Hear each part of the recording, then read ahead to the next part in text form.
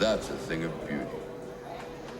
Huxley, do you know what this is? A 1970 Oldsmobile 442 with a 455 cubic inch engine, radial tires, and bucket seats.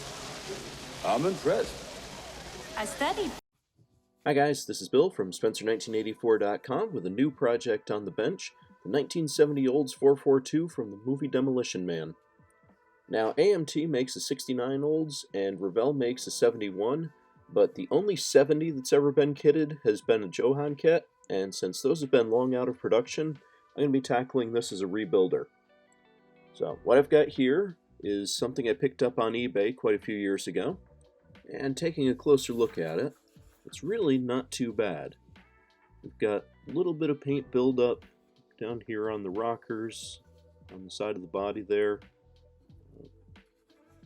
Paint has been applied a little bit heavily, but everything looks like it's here.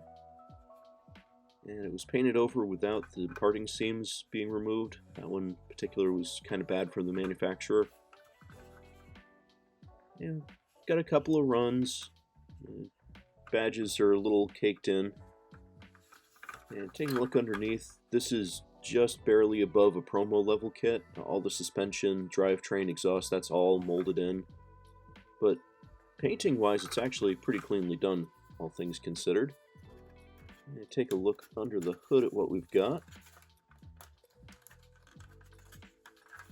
And again, it's basic, but it's not really bad at all.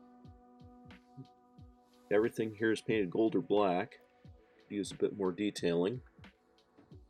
But for the age of the kit, and the age of it being a rebuilder, not bad at all. I also have the correct W30 hood that I picked up from Model House a while back. And it's their usual very clean work. Also includes the air cleaner for the engine. And it is designed for the Johann kit, but do a quick test fit here. It's gonna need a little bit of trimming.